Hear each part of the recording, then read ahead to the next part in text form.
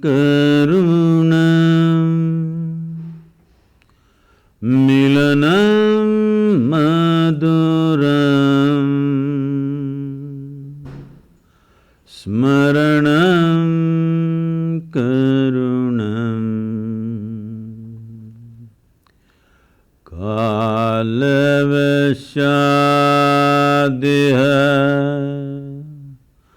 sakalam karunam samayadipate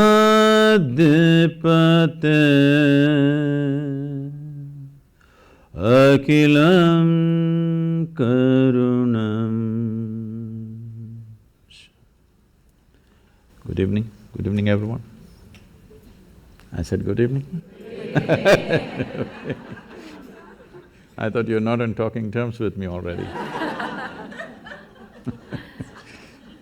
Good evening, everyone. Welcome to Visionary Women. You probably know, and most of you know, that Sadhguru is known as being a mystic and a humanitarian. And now you see by the video that he's known for his mountain biking. This humanitarian doesn't concern with my diet, okay? Well, and he's also known for his incredible sense of humor, his warmth. Like vegetarian, non-vegetarian, humanitarian, I was… I hope people don't misunderstand that. Yeah.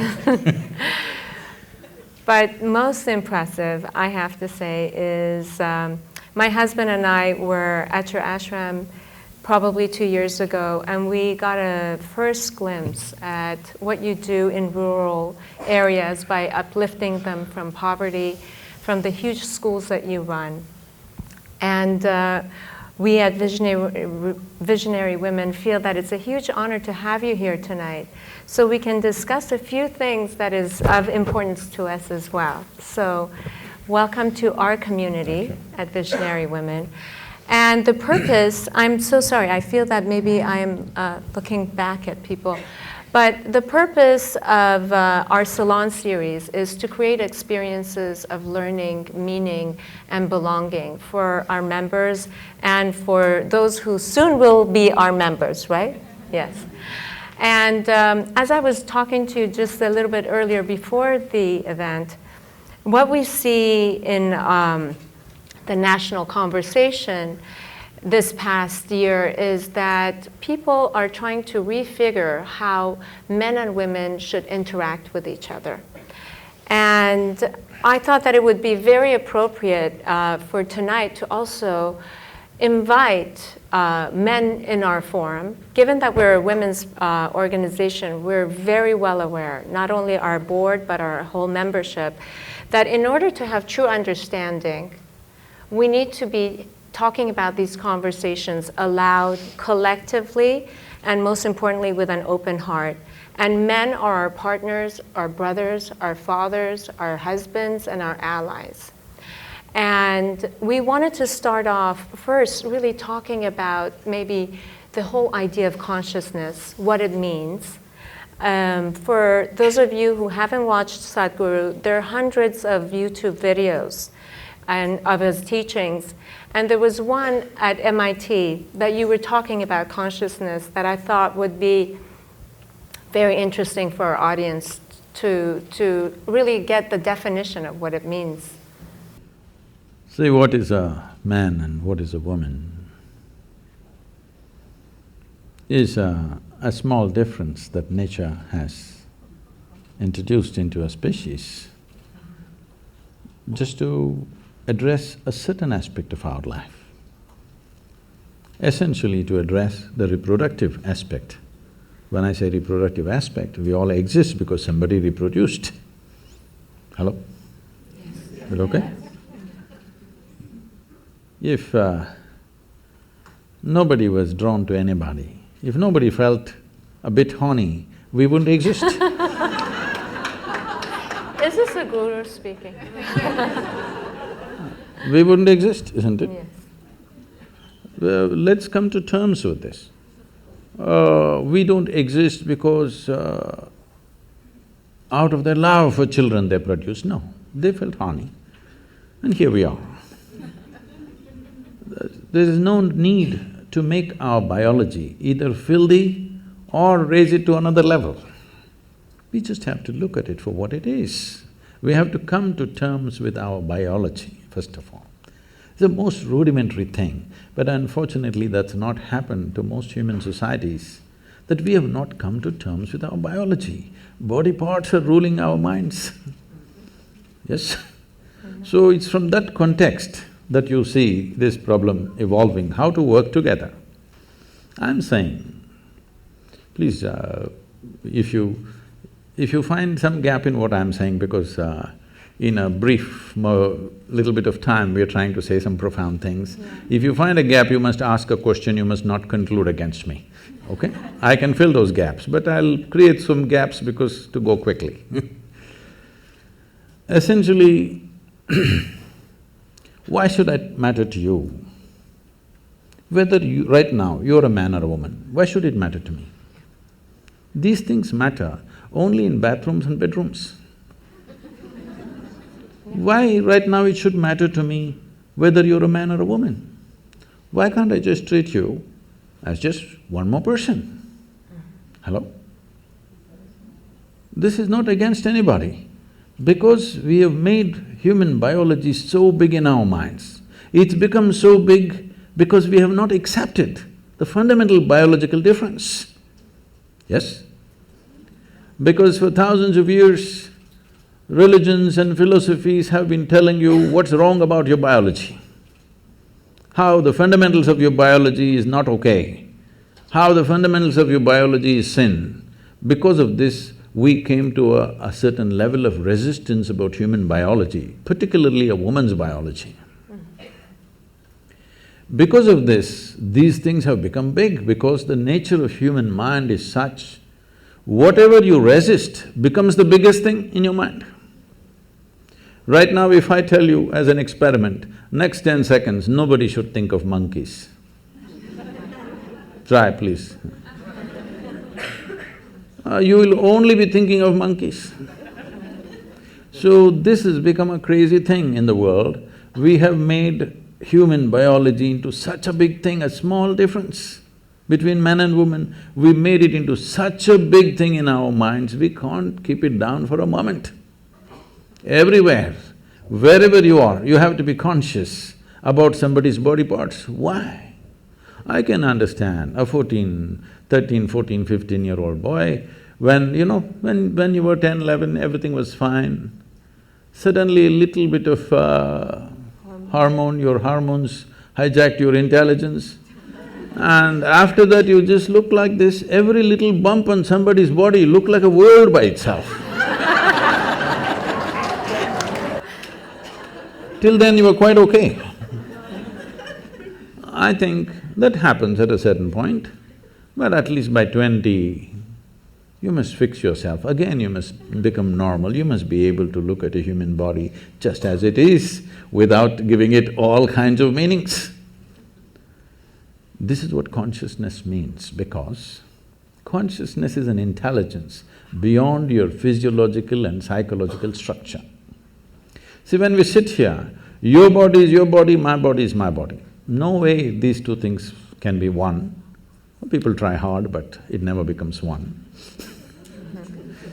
Only when we are buried, we become one. In the soil, we become one. But as long as you and me exist here, that's your body, this is my body, very clear.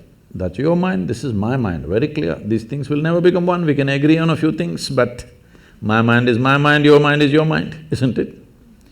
But there is no such thing as my life and your life. This is a living cosmos. You have captured some, I have captured some, that's about it. If you… depending upon how much you capture, that will be the scale and scope of your life. This got nothing to do with anybody's biology.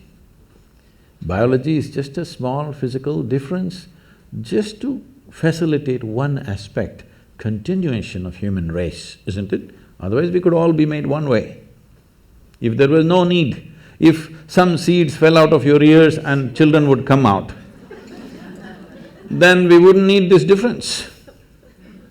So this difference is to accommodate one aspect of life. If you and me are not connected in that aspect of life, I have no business what you got on your body. Yes? You have no business what is me and I have no business what is you. The question is, if we're doing something together, well, do you make sense or do I make sense to you? That's about it. But biology has become a very big thing. One reason in the working spaces and, work areas, I think this is only in America, maybe this is the second generation of women. Or really I can say this is really the first generation of women who really stepped out to work in every arena of life. That's so almost everywhere in the world. In India also it's very new, it's in the last 25 years that women are really stepping out to work. This has happened not because of some liberal revolution that happened, this has happened simply because of technology. Technology has taken out the significance of man's brawn. When there was no technology, almost everything was done with human muscle. When that was so naturally man-dominated because of the muscular force. Domination also was only in the survival aspects of life. There were other aspects of life where the woman always played a significant role. We were not born to men. I was not, at least.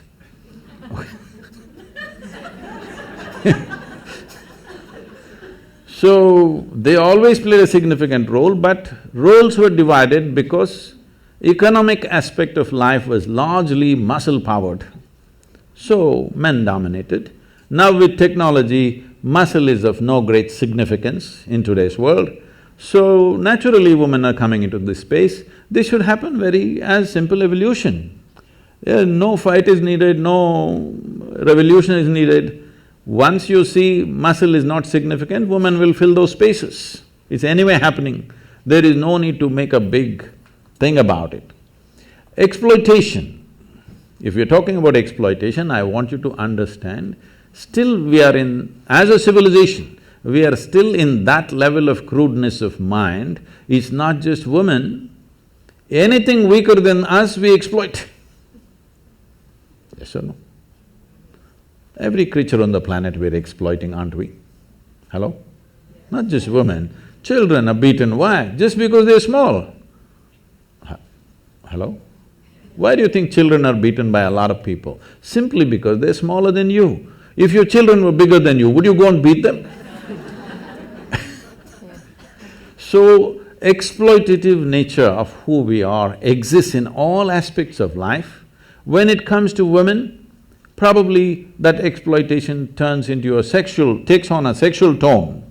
But fundamentally what needs to go is this urge to exploit anything and everything which is little weaker than me. That should go. If that doesn't go, people will find devious ways to do the same damn thing. You can do as much as you want, you can fight as much as you want, but people will find devious ways to do the same thing, isn't it? So this urge, if somebody is little less stronger than me, I have to mess them in some way. This has to go. If this has to go, the most fundamental thing is just this, because today it's about consciousness. What consciousness means is, see, you have a body. Your body is just a heap of food that you've gathered over a period of time, yes? What was soil became food, what was food became flesh and blood, here we are. Most people don't get this till you bury them. If you get it now, you can transform your life. Otherwise, one day anyway we'll get it from the maggots, but that's late. So what you accumulate can be yours, cannot be you, isn't it? Hello? Whatever we accumulate, we can say this belongs to me. You cannot say it's me, isn't it? So similarly, whatever the content of your mind is also accumulated from the impressions that we have taken in. So this is also an accumulation, this is also an accumulation. These things are two basic faculties we have. Right now, unfortunately, we are so badly identified with these two things that we can't use them as we should, but they are the source of a lot of mess in the world. So when you say consciousness, You're talking about a dimension of intelligence which is neither of the body, which is neither of your mind, but it is the source of both the body and the mind. You just eat a piece of bread and it becomes human body. Hello? Happening, right? If I take a piece of bread in my hands right here and turn it into a human body, who would you think I am? Huh? Magician? Did you see a magician making a baby?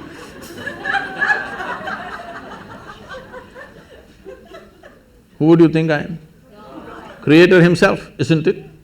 But every day you are doing this, you eat a piece of bread or a carrot or a whatever, within a few hours you make it into human body, the most complex machine on the planet. You manufacture with all kinds of trash in Los Angeles.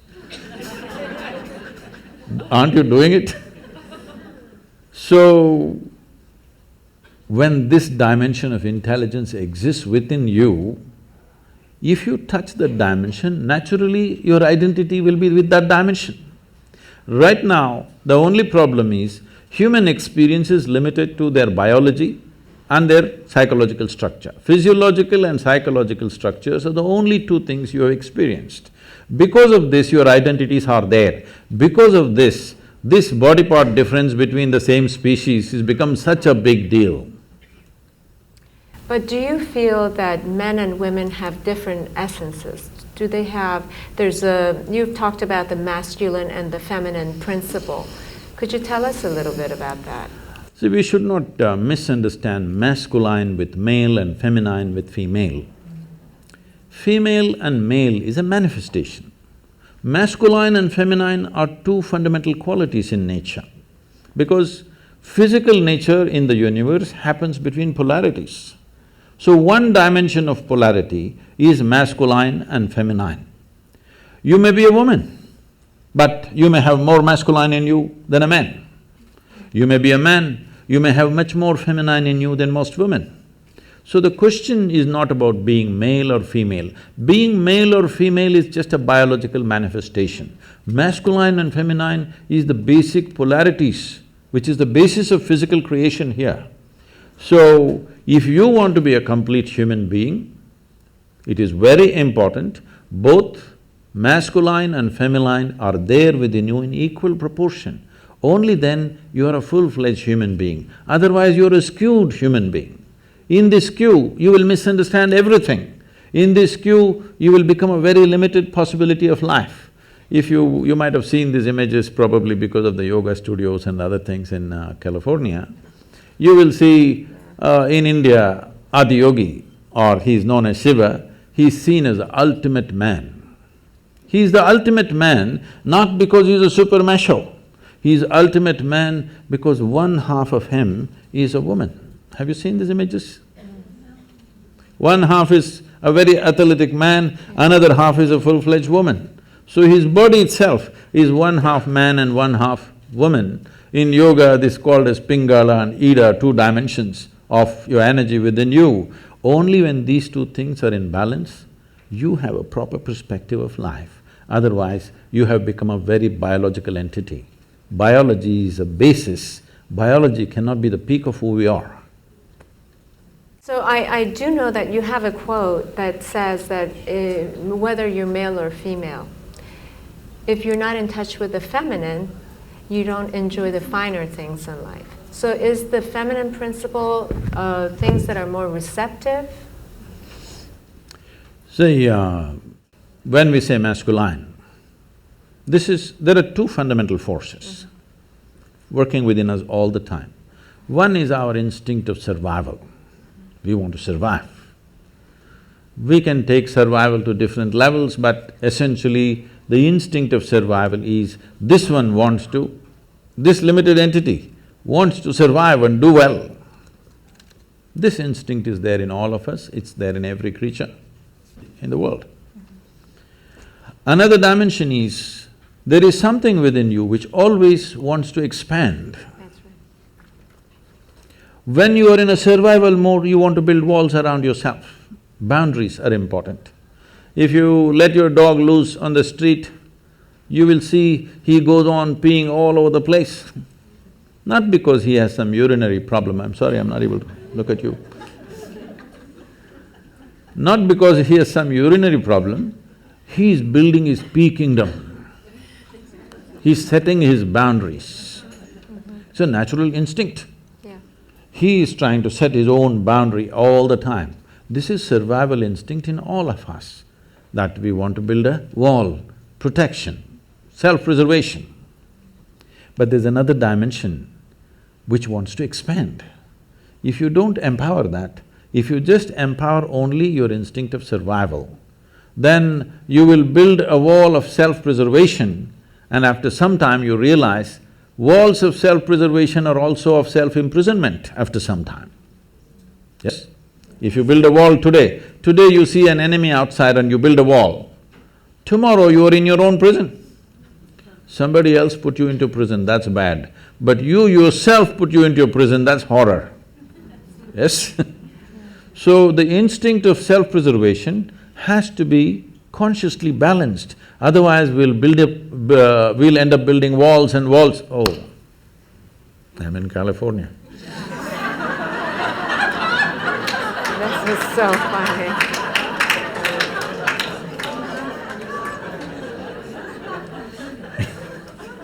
No, I was not making a political statement. You just did.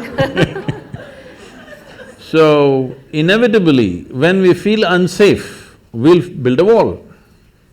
So, the instinct of self-preservation cannot be ignored, it is there, obviously, isn't it? Obviously, it is there in all of us. Walls are not always of brick and mortar, there are a variety of walls we set up. But the longing to expand is also there. How much expansion do you want if you sincerely look at this? Today if you're here, you want to be a little bigger, if you're there, you want to be a little bigger. But suppose I make you the queen of this planet. Hello? Don't look at me hopefully, huh? Why will I commit such a blunder? Suppose I make you the queen of this planet, will you be fulfilled? No. You will look at the moon. Why not that? If I give you the moon, will you keep quiet? You will look at the next galaxy. If I give you one galaxy, will you keep quiet? You will look at the other galaxies. So there is something within you which wants to expand. How much expansion do you believe will settle you? If you really look at it, you want to expand boundlessly. There is something within you which does not like boundaries, please look at this. Yeah. If I imprison you right now in a 5x5 cubicle, you will feel horrible. So tomorrow we'll announce your liberation and liberate you into your 10x10 cubicle. Now you will feel wonderful for a day. And then you will feel horrible in the 10x10 cubicle. We will liberate you into your 100x100 cubicle, you will feel really great for 3 days. Again you'll feel the same thing. It doesn't matter where I set the boundary. The moment you can feel the boundary, you want to break it, isn't it? So there is something within you which does not like boundaries. So if there is something within you which does not like boundaries, it simply means it is longing to become boundless. Yes. You cannot become boundless through physical means, isn't it? Physicality means, the fundamentals of physicality is a defined boundary. Without a defined boundary, there is no physical body. Suppose there were no boundaries to my body, where would I be, here or there or where? Only because has a boundary, it is here. Your body has a boundary, so it's there. But there is something within us which longs to be boundless. If we do not empower this, there will be no balance between masculine and feminine. That is why ultimate liberation, both for men and women, it's not… see, one cannot be liberated from the other. Both have to be liberated from what? From this bondage of being stuck in our own bodies and identified with little bodily changes that we have between us and go on endlessly about the same debate. No, unless we become free from the identification of our own physical form, there is really no freedom. This is what consciousness means, an intelligence which creates this body, Today there's a whole lot of interest in the Western world about the brain. In the yogic sciences, we do not attach much significance to the brain because we think through the entire body. This is the way of women for a long time. They thought with their body. They did not have all those complicated thoughts that men were struggling with, but they simply knew what to do, what not to do, because they thought with their entire body, because their body was doing things which no brain can do. Even now, if I ask you, what you call as intelligence in modern terms, in today's educated world, what people think is mind is a combination of memory and intelligence, isn't it so? Memory and your ability to concoct something out of what you remember, the data that you have, and what you make out of it and use it, now you're considered smart, isn't it? Let's start with memory. See, if I ask you 10 generations ago how your grandmothers looked like, do you remember? No. Do you remember? No. But your great-great-great-grandmother's nose is sitting on your face right now. Your body remembers or no? Your body remembers or no? How your skin tone was 1,000,000 years ago for your forefathers, your body still remembers, yes or no? So in terms of memory, what your body carries is trillions of times more than what your brain can ever carry, yes or no? Yes. The complexity of activity that are happening in a single molecule of DNA, with all your brains you can't figure it, yes or no? More complicated activity is happening here than here, yes? So, this is a body of intelligence. The question is, can you employ it or do you just run on one thing? In the yogic sciences, we look at human intelligence as 16 parts. So this is like a 16-wheeled truck, but you choose to drive it on one wheel. Very strenuous. So you will see educated people are the most stressful people on the planet because they are driving a 16-wheel truck on one wheel, very difficult. Their intellect, their thought is the only damn thing they're trying to use and it's very difficult. You don't have to think through everything. You know, can I just tell a small story? Yes, please. My great-grandmother lived to be 113. Wow. Okay that's not the only achievement she had. She got married when she was 14. And those days in India, an unmarried girl cannot use tobacco, but once she is married, she is free to use tobacco. So on the first day, she exercised her right to use tobacco, and she lived in a certain way. People started saying, she's a devil of a woman. Not because she did any harm to anybody, simply because if she laughed, the whole street shook. Like that she laughed. Those days, in those societies, women were not supposed to laugh loudly. They're supposed to laugh in a controlled way. Only street women laughed loudly, family women laughed very… At least when men were there, they did not laugh, because there was nothing to laugh about.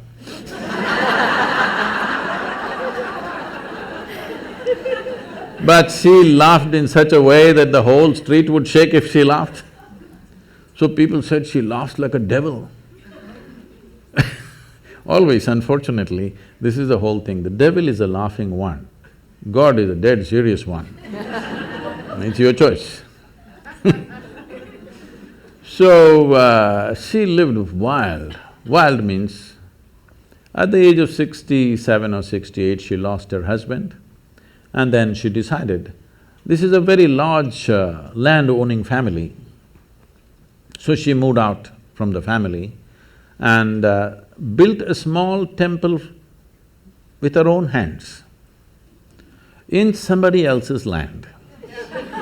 Somebody else means another family's land, not without permission, with their permission, but she was family's disgrace because this family owns hundreds and hundreds of acres of land and she sets up her stupid temple in somebody else's land, the whole family, oh my God, she's ashamed. And she built a temple, not for any god, she sat there. She is the main piece. No god, she just sat there and people started visiting her. And slowly, this following grew for her and she'll just live there. When we went there for vacation, she would come to see us. She was an incredible woman, she just captured me in a certain way simply because one thing, she laughed. Another thing, when I met her, she was over 100 years of age and her hair, full hair below her knees. She would leave her hair loose and dance like that. So I just liked… she was freaky. With her you could do anything, nothing was wrong. With everybody else is constantly trying to tell you what's right, what's wrong, what's right, what's wrong. With this one woman you could do what you want, and she was fine.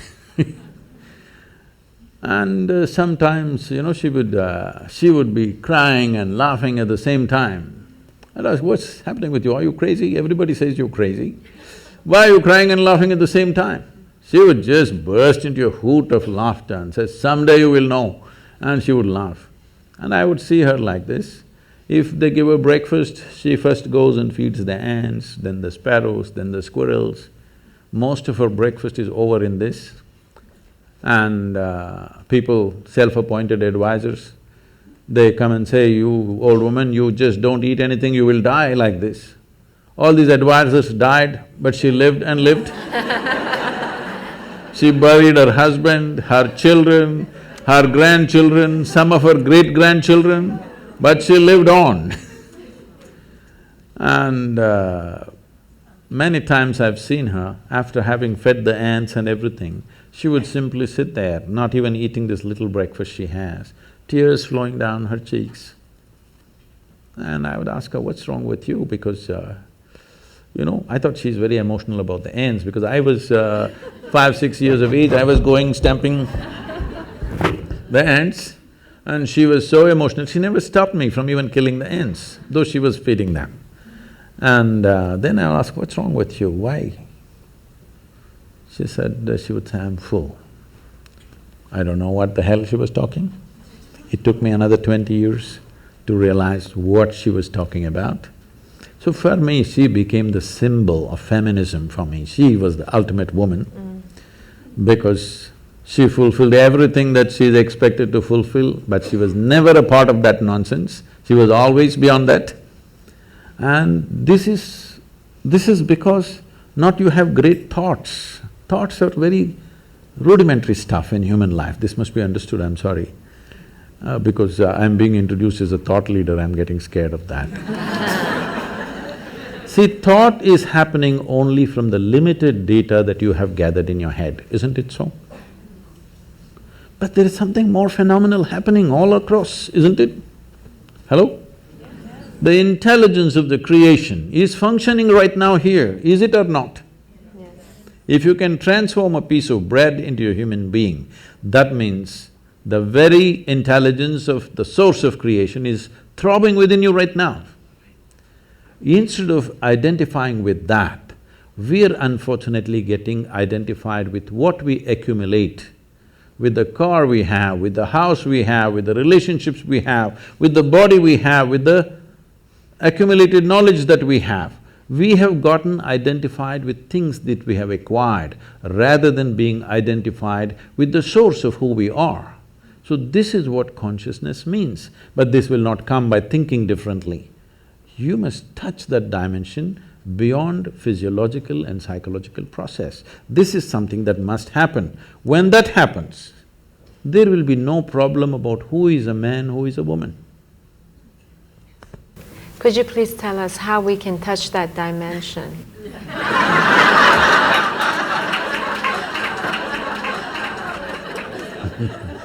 We can start with a very simple process, which today tens of millions of people are practicing across the world. I brought this out because, when I was just about maybe 2.5 or around 2.5 years of age, my mother, her health was not good. So they sent me to my aunt's place who lived in my grandfather's house. My aunt was just married and she was only 18 years of age. She was that bubbly, joyful, loving human being that you can't stop her for a moment. And she took me in as her own and we became great friends. I was there for nearly 2 years maybe, but after that I came back to my parents, but I always developed that close relationship with her, not of an aunt, but we became buddies right through our life. Then a time came and her life went on like normal, marriage good, children cute, and the boy got educated and went somewhere and the girl got married as she wished and grandchildren came, everything wonderful. Then she got some ailment. Then she knew in the next 2 years she's going to die, max 2 years. Then I saw this wonderful human being deteriorating into nothing. Total mess she became. This such a loving, joyful, exuberant human being that nobody could stop suddenly became a wreck. I just looked at her. I was into too much travels here and there, I tried to catch up with her, but nothing much could be done with her because she just shattered. I just looked at her and saw the only problem with her is she knew two things, her physiological structure and her psychological structure. She managed it well and kept herself loving, joyful, wonderful, everything. The moment she realized these two things are going to end, she's finished. She's just finished. You can't believe such a wonderful human being became so nasty and miserable and broken. At that time I thought, this is something that needs to happen. So we started what is called as, in Tamil Nadu, we started this Urusuttu Anmikam. This means one drop spirituality. Everybody must have at least a drop of something which is beyond your body, which is beyond your mind, something within you which is not a concoction of your mind. A place to stand beyond physiological and psychological process must be there in every life. As a part of this, we launched what is called today being practiced by many people. Is anybody practicing Isha Kriya here? Yeah. This is a simple process. Initially, it looks like a psychological process because people can't keep their mind aside, they have to use it in some way. So we are going through the psychological process, but if you go deep enough into it, if you sit here, your body will be here, your mind will be there, what is you is little away from that. Once there is a little distance between you and your body, between you and your mind, this is the end of suffering. Because human suffering happens only on two different levels, physiological suffering, psychological suffering. Do you know any other kind of suffering? Hello? No. Physical suffering, mental suffering, this is all. Once there is a distance between you and your body, between you and your mind, this is the end of suffering. This must happen to you not at the end of your life, at the very beginning of your life, because the fear of suffering is what has crippled humanity. A human being has not explored the full depth and dimension of who they are simply because of the fear of suffering. What will happen to me? What will happen to me? Is always the concern, isn't it? Suppose you came to this kind of ease, that if you sit here, whatever the hell happens to me, this is how I will be. If this assurance and ease came into your life, then you would explore life in many more ways than you're doing it right now, isn't it so? This needs to happen. If we want to unleash human genius on this planet, the fear of suffering has to go. For that to go, you must know something beyond your physiological and psychological structures. Absolutely. Do you feel that… First of all, I wanted to ask you, can you define… what is the difference between meditation and prayer? Oh.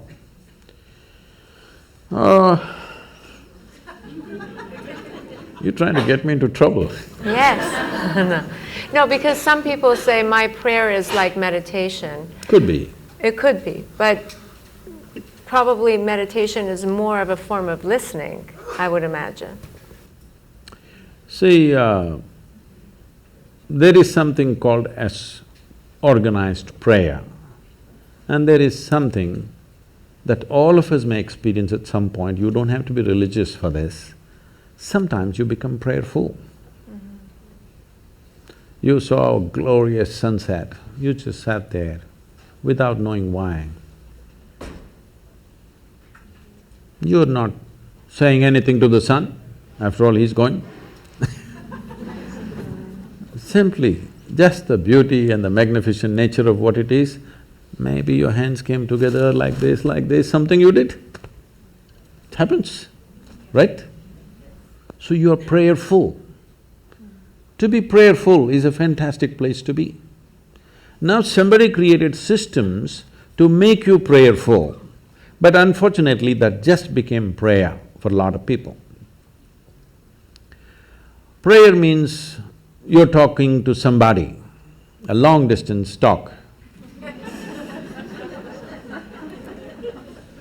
And unfortunately, if you look at the prayers on the planet, I would say 95% of the prayers on the planet, whatever kind of religion they belong to, is just about, dear God, give me this, give me that, save me, protect me. Is that so? Yes. So give me this, give me that, save me, protect me. Does it seem like a divine process to you, or does it seem like survival process outsourced? Yes. It's so true. It's very true. So, outsourcing your survival is not an efficient way to survive. To survive on this planet, you don't need any divine help. You just need 4 limbs and a few brain cells that work. That's all you need to survive. You don't need any other forces to come and cooperate with you for survival. Only when your life is beyond survival, you're looking for other dimensions of existence, then you may need the cooperation of other forces. For survival, when a worm can survive, an insect can survive, a bird can survive, an animal can survive, with such a big brain you cannot survive, what is this? The only problem may be you want to survive like somebody else, that is a problem. That's not going to be ever achieved, because somebody else will always be doing something different or better or whatever you think it is. So, prayer as a process, unfortunately, has become talking process. If you are prayerful, it's fantastic. So being in meditation, see, the English word meditation is not specific to anything, it's a general term. If somebody sits here with eyes closed, we say they're meditating.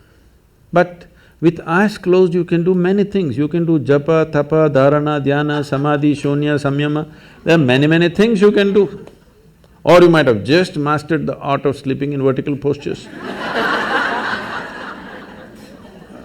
That is also an art. So, the word… English word meditation is not describing anything specific. But as you said one word, listening.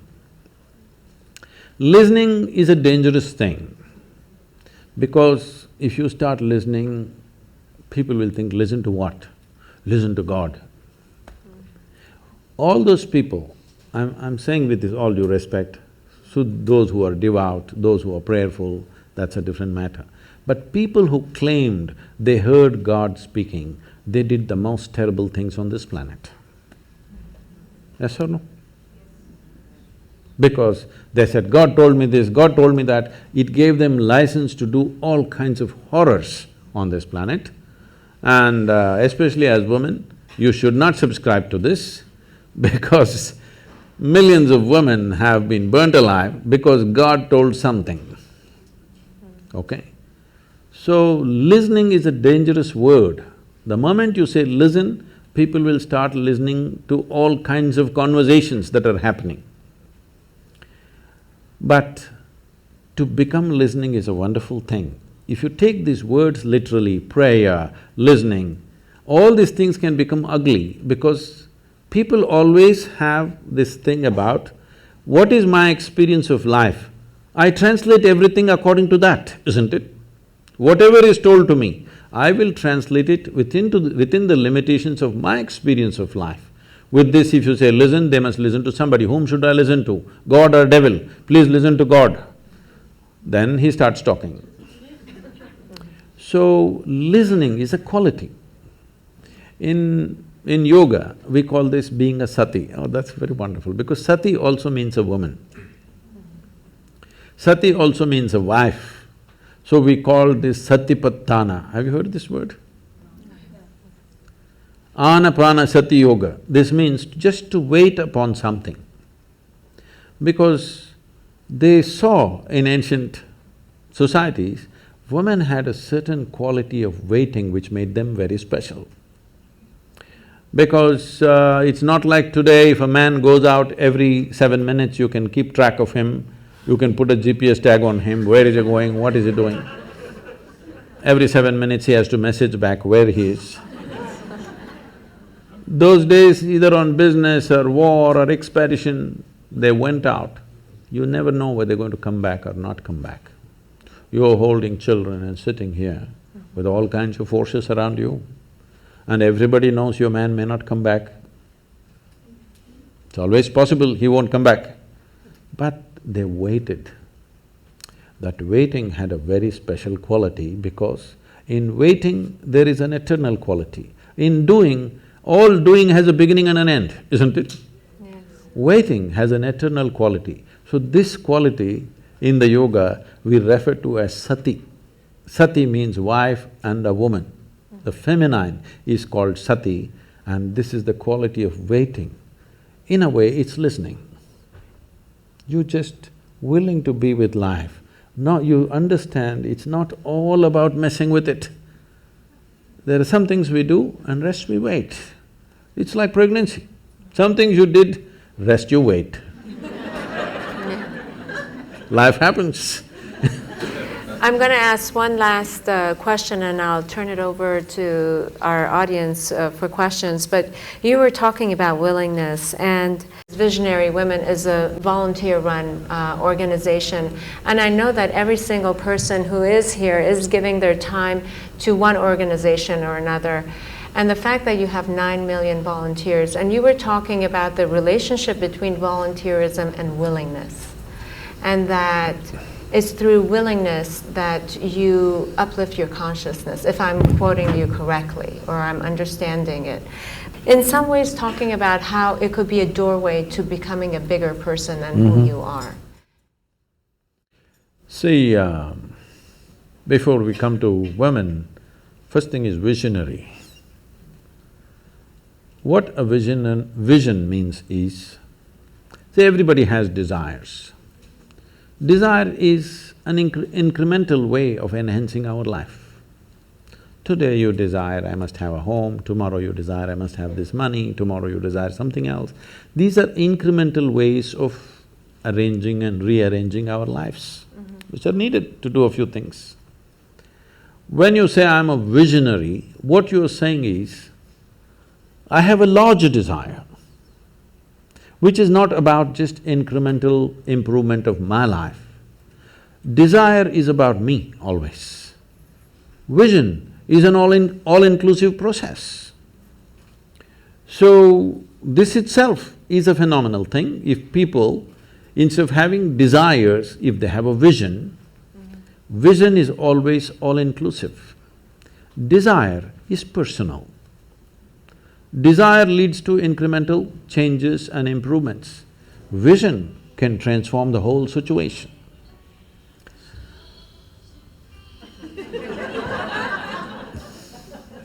I like music. So, about willingness, because you said you're a volunteer organization, to be a volunteer. A volunteer means somebody who is doing something willingly, right? Yes. There's no other compulsion. There are no financial compulsions, there are no social compulsions, there is no something else. You want to do something willingly. So when you're a willing participant, right now, you're a volunteer. I'm asking all of you, right now, are you compelled to be here or are you here voluntarily? Oh, thank you. Because I've spoken to conscripted people also. I've spoken in the prisons, I've spoken in many places. So you're here willingly. You're doing something willingly is the fundamental of your joy, isn't it so? Hello? However simple or stupid or idiotic activity it is, I am doing something willingly, makes a world of difference, isn't it so? Hello? Yes. The difference between heaven and hell is just this: you're doing something willingly, that's your heaven. You're doing something unwillingly, that's your hell. We have already taken on attitudes, what we like and what we don't like. I like this person, I don't like this person. Now with this person I will do things willingly, with this person I'll do things unwillingly. This may be two people, two aspects of life, two communities, two nations, two many things. This I will do willingly, this I do unwillingly. This means I've decided in my mind, this is good, this is bad. When I hear even on national news channels, good guys and bad guys, it just… once you have this kind of thing, you are going to be disastrous to the planet, it's just a question of time. The moment you decide, this is a good person, this is a bad person, this has gone deep into American society. No, there are no good people and bad people. Everybody is oscillating between the two. If you create a very pleasant, wonderful atmosphere, everybody behaves wonderfully. If you create an unpleasant atmosphere, a whole lot of people act nasty. Yes or no? There are joyful people and miserable people, but there are no good people and bad people. That's big.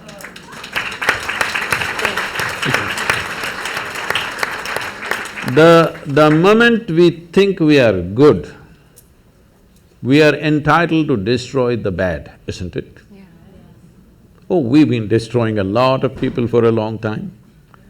Time to stop that. Because human beings are in different levels of experience and understanding, variety of people. Anybody who is not like you is obviously bad, isn't it? Isn't it so? Those who are not like me must be bad people. Because the basis of goodness and what you think is goodness is decided by you. No, you have no business to do that. Willing means this, I'm just willing. I'm 100% yes to life. I am not yes to this one, no to this one, no. I am just yes and yes to life. If you are 100% yes to life, you are a volunteer. Oh, that's beautiful. You have become a willing life.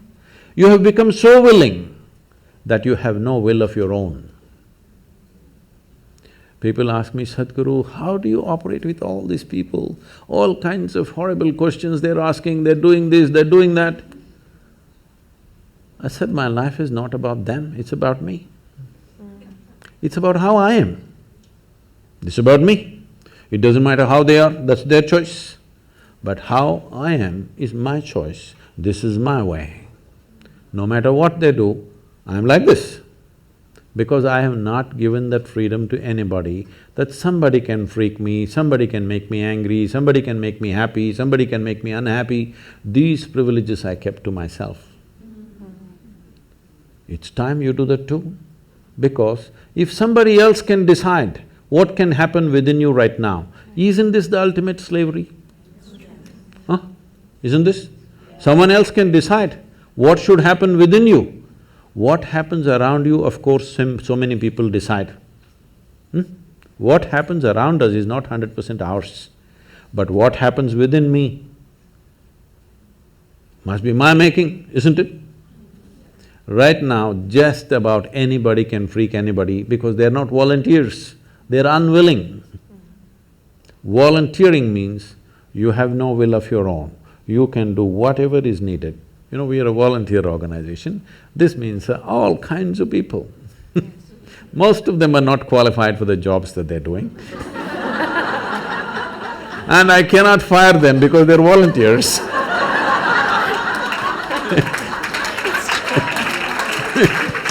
On a daily basis, Sadhguru, I can't work with this person, she's so horrible, I can't do it.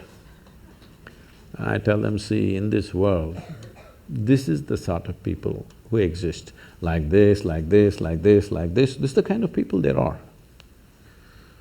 But if you want to work with ideal people, you must go to heaven. And today.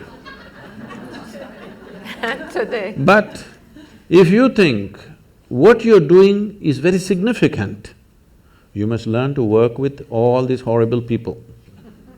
This is how the world is. If you think what you're doing is very significant, you learn to work with all kinds of people. You will see horrible people will do wonderful things. Yes? Yes, yes. But if you want to work with ideal people, you won't find any. I haven't found one yet.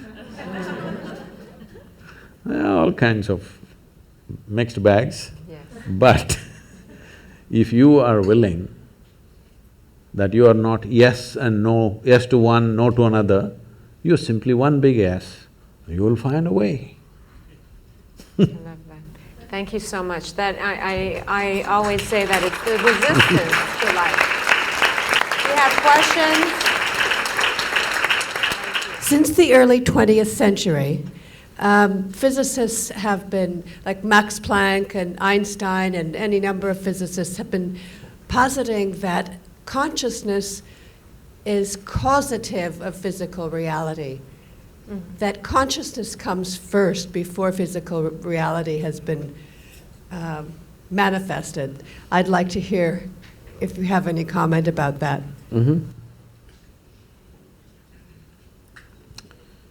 I'll need a few minutes for this question. Yes, please. I'm sure at least when you were in school, you blew some soap bubbles, did you? Soap bubbles?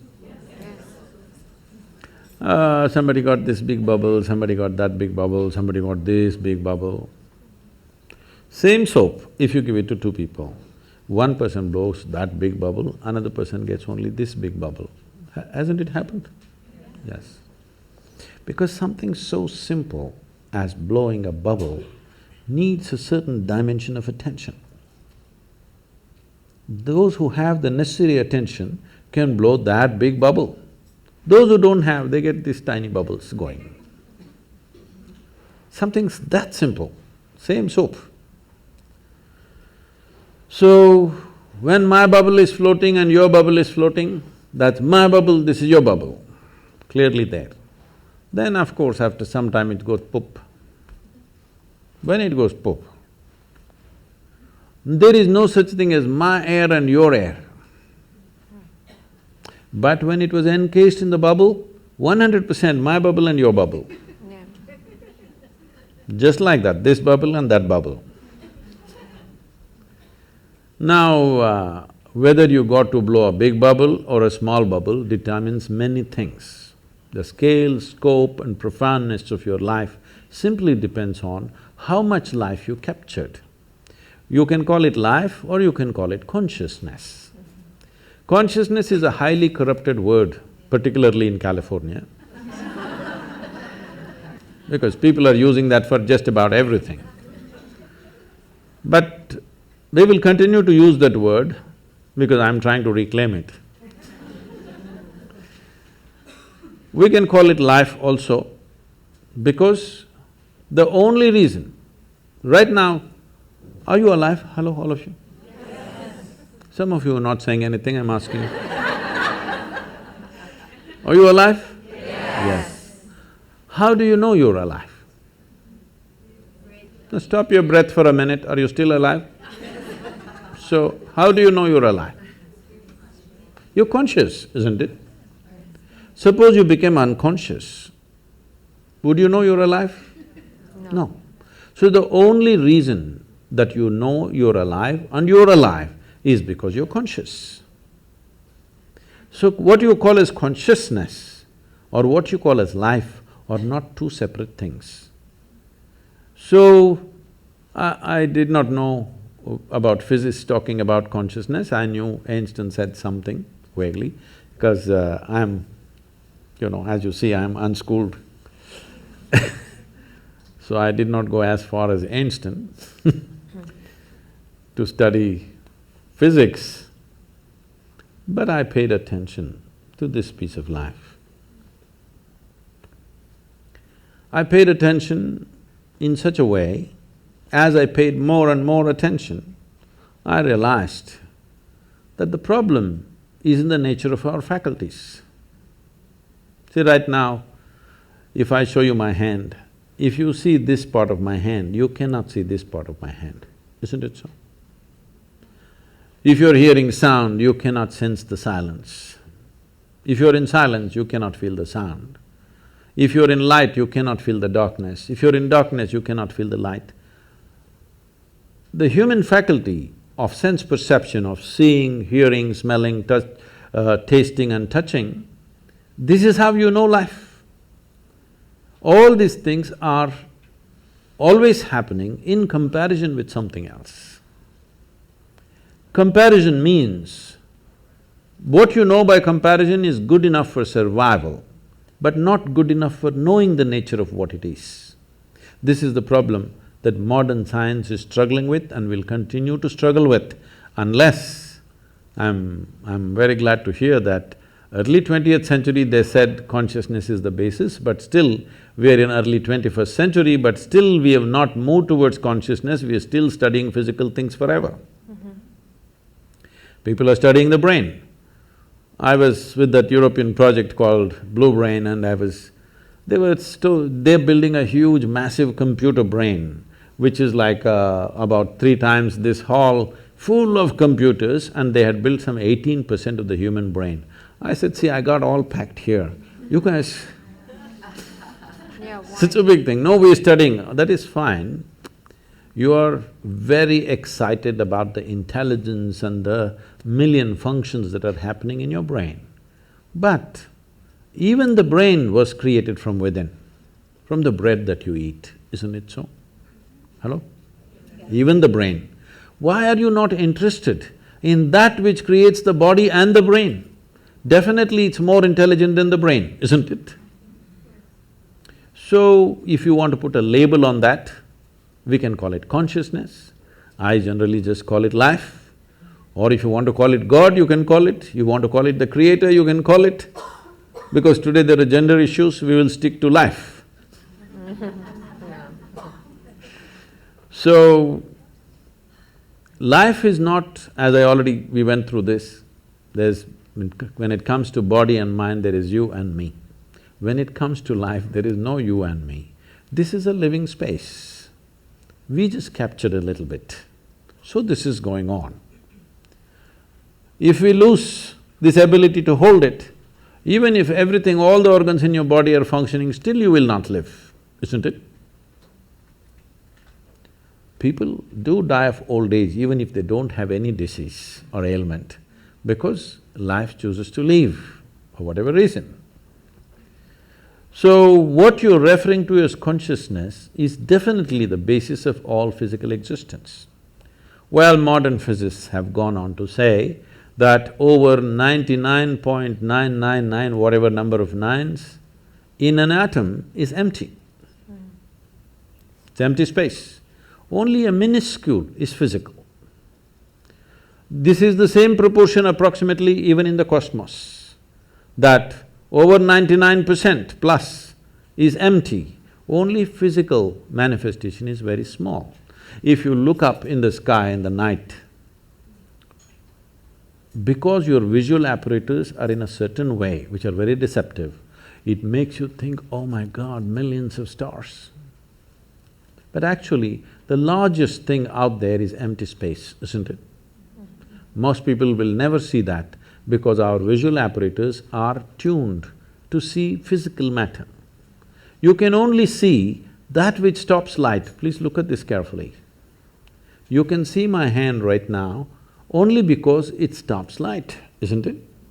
If my hand allowed light to pass through, you wouldn't see. Right now there is something here very vital for your life that you're not seeing, which is the air that you breathe. You cannot see. But isn't that more important than my hand? Hello?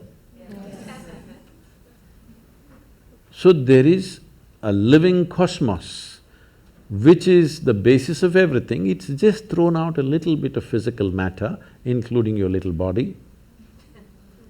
But we have gotten so identified with this physicality, its form and its shape, and now the gender of it has become a big deal. Because of that, we are seeing life in a very small way. The 99.9%, is that life or the 0.1% is life? Please tell me. The bigger thing, isn't it? This is just a small manifestation, but we are still very juvenile as a species. In the sense, we are still… when I say juvenile, when we are adolescent, body parts are important. Yes or no? We are still, as a humanity, we are still in that condition. Body parts are super important. This is why spiritual process is important. When I say spiritual, once again, this is another most corrupted word on the planet. If I say spiritual, people are thinking looking up, looking down, looking at heaven, whatever, no. Spiritual means your experience of life has transcended the limitations of physiological and psychological process, which is what you are saying the physicists also said. That's very wise of them, that without experience, with inference, they are saying that we acknowledge their intelligence, but after 1 century, we are still not there as a race, as a human species. But one thing I must share with you here is, I was just telling Nicholas, which came back to me because he asked some question. See, when I started doing this work 36, 37 years ago, what I found was when I conducted events and programs, over 82 to 85% of the people came because of physical ailments, because they knew this will give relief. Only 12 to 15% of the people came there, want to know something, experience something. But today, over 87, 88% of the people come because they want to know something, experience something. Only 10 to 12% of the people come for ailments, which is a phenomenal shift in the human society.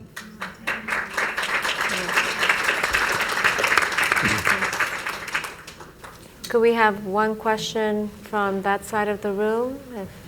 Good evening, welcome to Los Angeles. Thank you for your time. The question I had was, you mentioned to be free, you have to be stepping outside of the body and the consciousness. How do you achieve that, to have that freedom? That was my question when No, but how do you achieve that separation when you step out of the basically physical body and the consciousness? If you want to make a small attempt, there is Isha Kriya, you can just download this app, free, it's a free app, you can download this. With headphones, you can daily practice this for some time. If you do it for 30-40 days, then you can do it without any headphone, just by yourself. Initially you take support, after that you do it by yourself. This is a simple way to do it.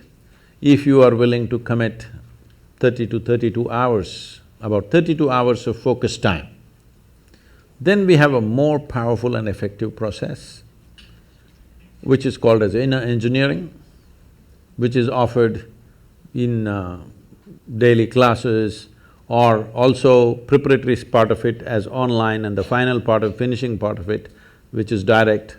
It is a transmission of a certain dimension of practice. We must understand this because with all due respect, they've done what they have done. But the way yoga is happening generally, not everybody, generally the way it's happening, it's a bit scary to me. Because when you make a very profound process into just an exercise mechanism, or just a breathing exercise. You want to exercise your body, exercise your breathing, exercise everything. That's not the way it works. Even the physical dimension of yoga. See, of over 200 sutras that Patanjali gave, only one sutra talks about the physicality of yoga.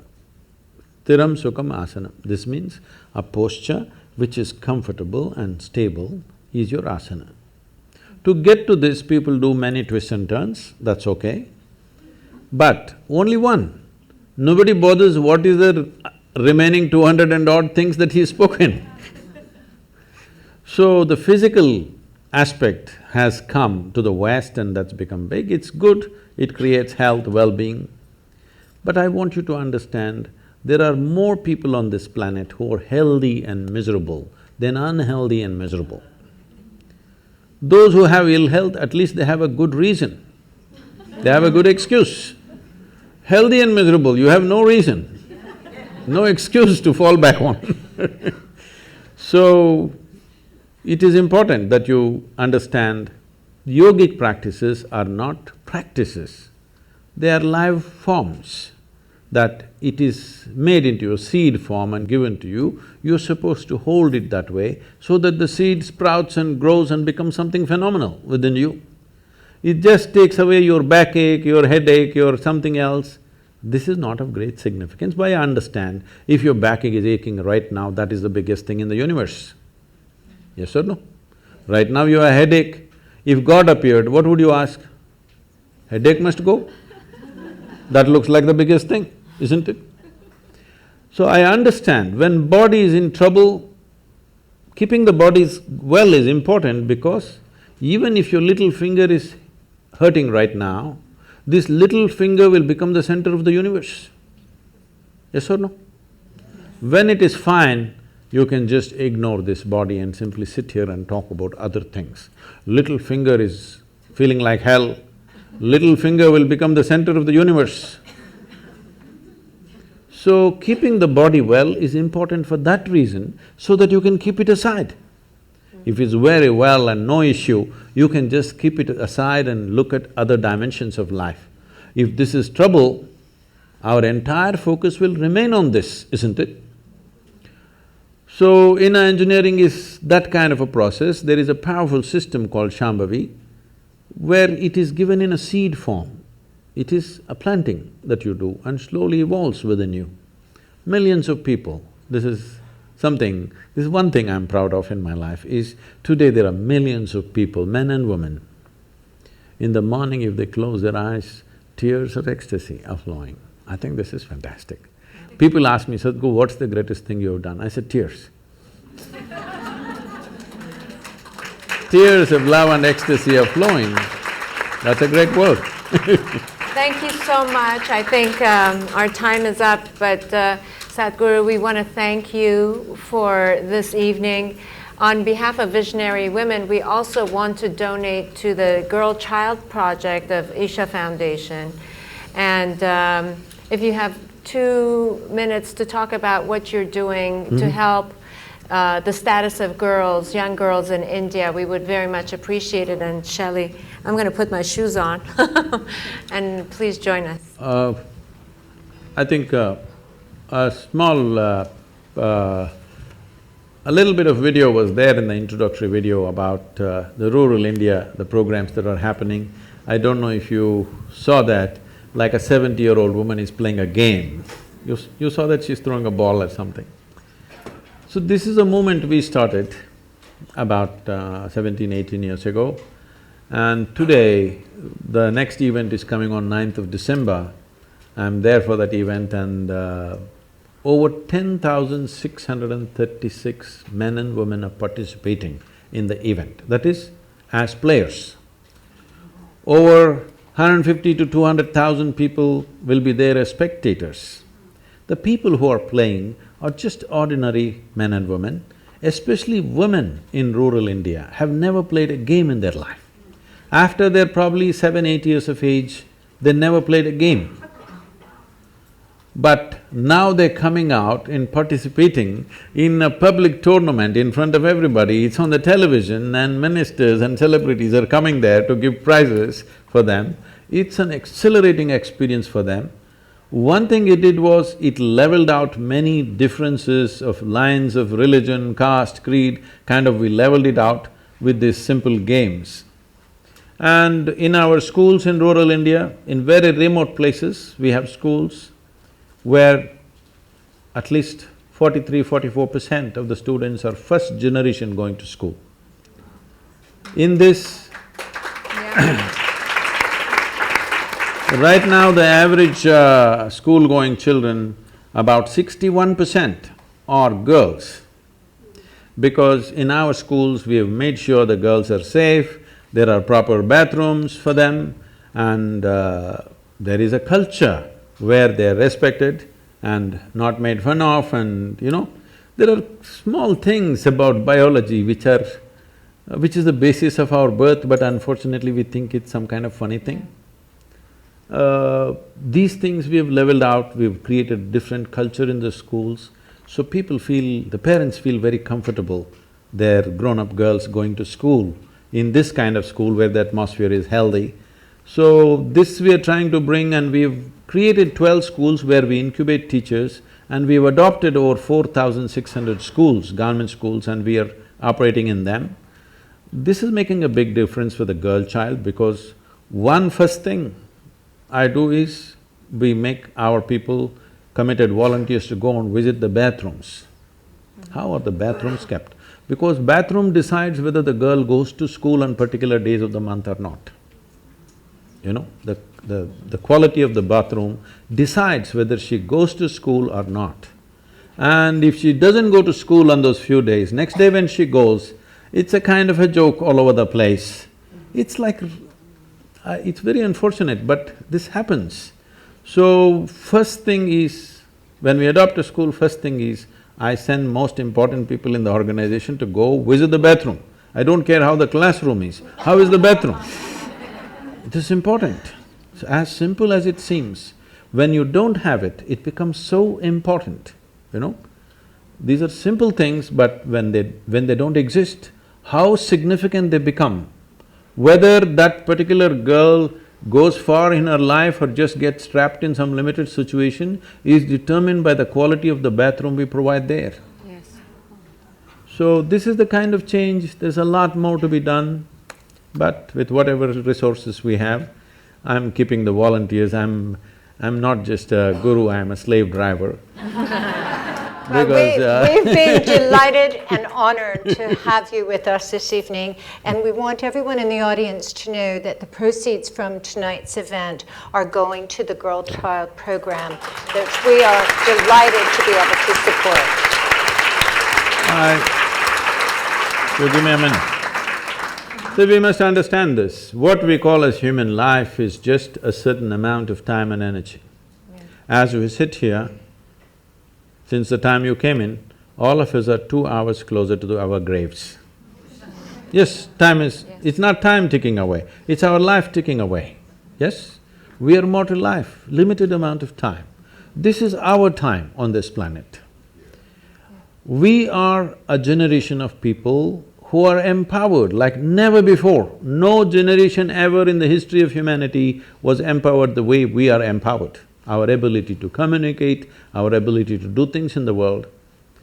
So we have the possibility that we could become the greatest generation ever, or we just sit by and let it flow, because if you sit also, time goes. If you sleep also, time goes.